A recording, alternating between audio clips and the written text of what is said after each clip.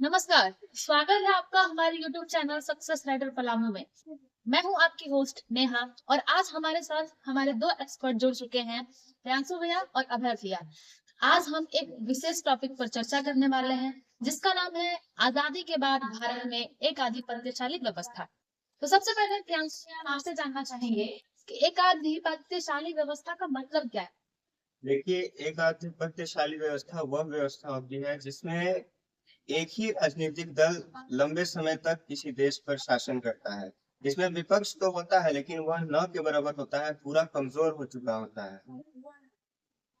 बहुत अच्छा। अब हम अगला ये जानना चाहेंगे कि आजादी के बाद भारत में ये व्यवस्था कैसे विकसित हुई?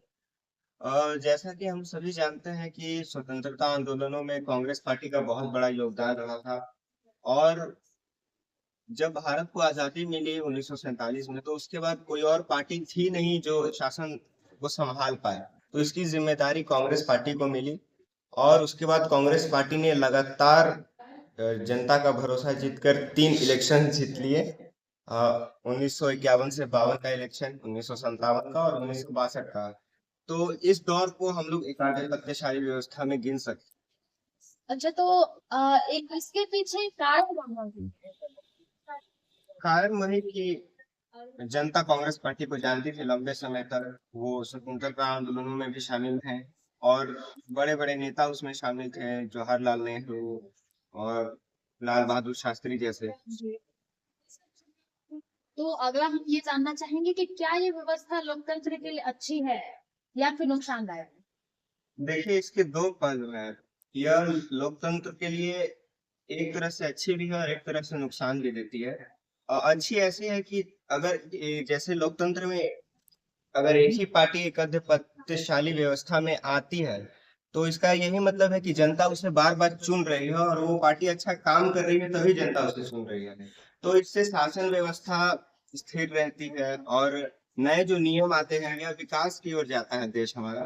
और इसका नुकसान ये है कि लोकतंत्र में विपक्ष हमारा कमजोर हो जाता है, क्योंकि हम सभी जानते हैं कि बिना विपक्ष के किसी देश में लोकतंत्र का अस्तित्व नहीं हो सकता है।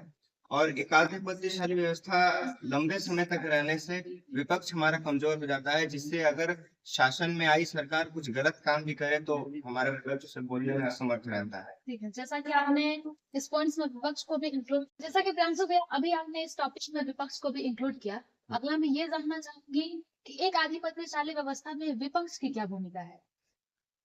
देखिए, एकाधिपत्यशाली व्यवस्था में विपक्ष पूरी तरह से कमजोर हो जाता है। उसकी भूमिका सिर्फ इतनी ही रहती है कि वो बस खुद को अस्तित्व में रखे, बस खुद को जिंदा रखे। क्योंकि जब एक ही पार्टी लंबे समय तक शासन में रहती है तो विपक्ष विपक्षी दल तो कमजोर हो ही जाता बहुत अच्छे। अब अंत में मैं बस इतना पूछना चाहूंगी कि एक आधिपत्यशाली व्यवस्था और बहुदलीय में क्या अंतर है या क्या संबंध है? है।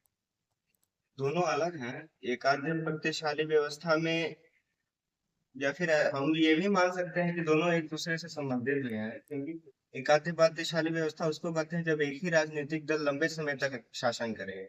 और आपने बहुदलीय बोला, तो बहुदलीय में अलग अलग दल जो होते हैं वो लंबे समय तक शासन करते हैं।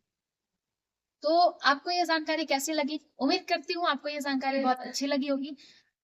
जल्द ही मिलेंगे अगले वीडियो में नए टॉपिक के साथ। तब तक के लिए जय हिंद, जय भारत, जय झारखंड।